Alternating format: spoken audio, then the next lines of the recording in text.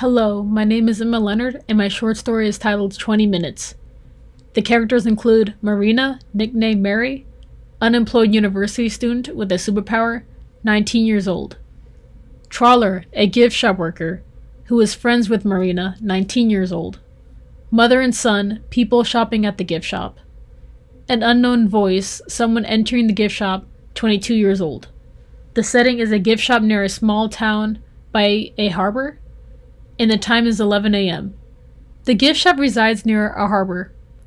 There were the typical souvenirs, keychains with generic names, stickers and trinkets with the town's name plastered on them, stuffed marine animal plushies, questionable shot glasses, what you'd expect. The gift shop isn't as popular this time of year. Only a few customers come and go. Trawler is seen leaning against the wall behind the cash register. He is on his phone and is wearing a t-shirt from the store that has a lanyard with his name on it. He is rather annoyed having heard the same songs on repeat from the store speakers. Apart from Trawler, there is just a mother and her son in the back end of the store. They appear to be looking at shells and rocks sold in bins. There is a sign that says $7 per bag. All of a sudden, the store opens and Marina walks in. She appears apprehensive. She's wearing formal attire and a bag around her shoulder, with a watch on her wrist. She rushes over towards Trawler. Trawler! A shocked Trawler quickly puts his phone behind him on a shelf where a variety of flavored sodas are. In the process, he feels a sharp ping as he hits his elbow directly on the counter. Ah, eesh! Trawler, listen to me. Something horrible will happen. Trawler is still dazed from hitting his elbow. Marina? Yes! Now listen. Quiet down, I'm at work. You can't just barge in here loud. I have customers. Trawler gestures a hand towards the mother and a kid. Okay, my bad, but hear me out. I can... Marina leans over the counter. Reverse time. Mary, why must you always lie to me? I'm not lying. I can prove it. Help me out. Ask me to predict something. Okay, how about this? How many rocks or shells will the mother buy for her son? And what type of rocks are they? Also, no looking, only guessing. Okay, but it's not a guess. Hold up. Marina looks at her watch. 11:09 a.m. Then a minute passes. What's taking so long, Mary? I need a moment. Marina waits 2 more minutes. The mother and her son walk towards the counter and set their bag of rocks and shells onto the counter. The bag empties and inside it is a Dalmatian jasper, rose quartz, amethyst, obsidian, and 5 shells. The lady then asks for a peach pearl soda for her son and an apple kiwi kelp soda for herself. She buys everything and leaves with her son. So much for superpowers. Seriously, Mary, what did you really come here for? Marina ignores him and walks over to the bucket and reads the gemstone names, analyzing them. She walks back to the counter and makes a fist with one hand and clamps a palm onto it with another. Blip, she rewinds time. She looks at her watch and reverses time back to 11:08 a.m. There she is, back at the counter, hearing Trawler talk. Types of rocks are they? Also, no looking, only guessing. Thinking to herself, yes, it worked. Okay, I have my prediction. Already? Yes, in like 3 minutes, the bag will have 9 total. Nine of what? 9 total rocks and shells. Well, there's going to be 5 shells and 4 rocks. Marina then confidently says the names of the gemstones to him. Okay, we'll have to see then. Oh, and the mom will ask for 2 sodas, a peach pearl for her son, and an apple kiwi clip for herself. Trawler types down on his phone what she said, and he begins to believe her, but he remembers her past tendencies for pranks, and thus doesn't get his hopes up. Okay, now, let's see if you're right. At 11:12, the lady and her son reaches the counter and makes their purchases. Trawler takes a moment to review the list again. He concludes that Marina got the order right.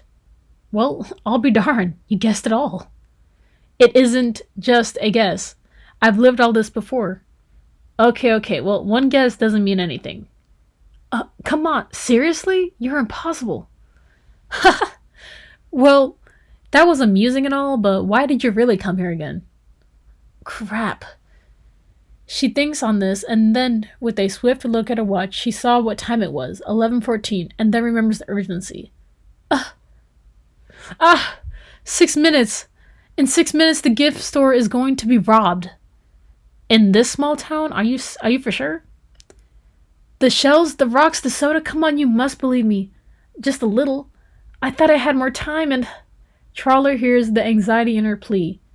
She was now shaking from like a cartoon character's teeth in the winter, and with a moment to process the reality, it clicked.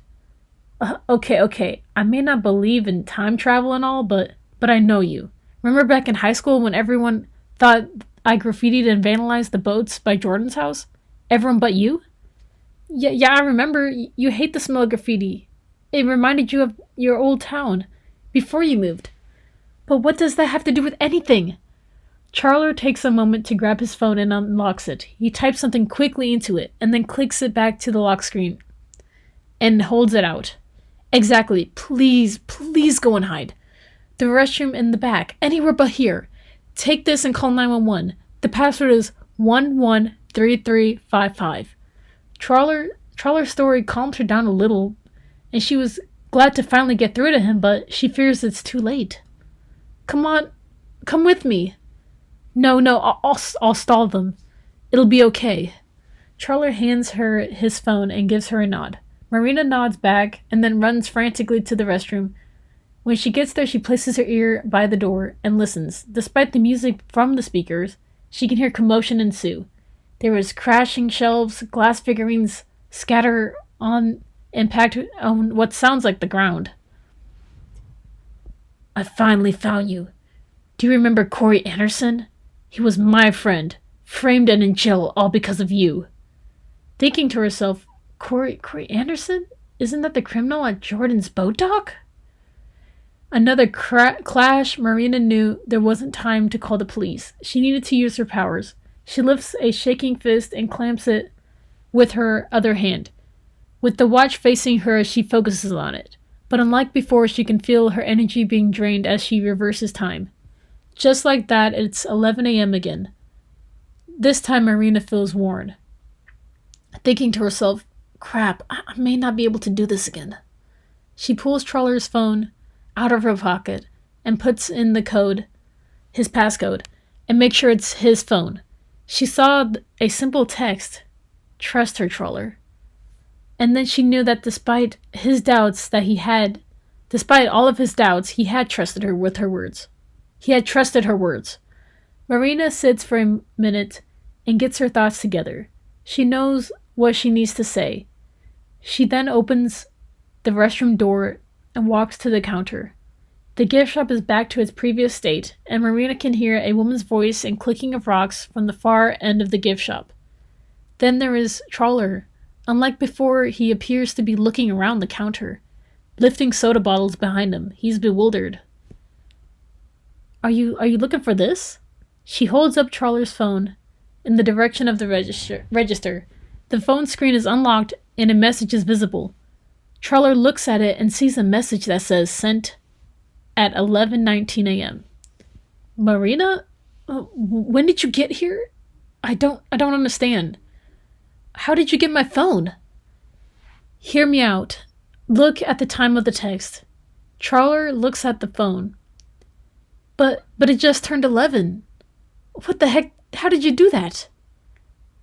Listen, this is a lot, but I'm going to explain it quickly, and then we all need to leave here. I saw police cars, an ambulance, and there was a body, but it was covered. But I saw dark hair. Your hair. I was shocked, so I placed my hands together over my mouth, and then whoosh. I restarted this morning. But I wasn't in my dorm room. I was here. I don't know how I got this power. It could be aliens or a blessing, but it doesn't matter right now. I can time travel. That's a lot. I don't understand. Yeah, I know. I've told you most of this before, but in another timeline. I didn't have proof then, so I reversed time to try to convince you with proof, but I couldn't convince you fast enough. You ended up getting hurt again. By who? They said they knew Corey Anderson, but I can't explain anymore. This is my third time and my final chance to help you. I don't want to give up, but I can't run out of time again. We need to leave here immediately, please. Charler, still very confused, looks at Marina's face. She had fatigued eyes and a pale physical... She had pale eyes... No.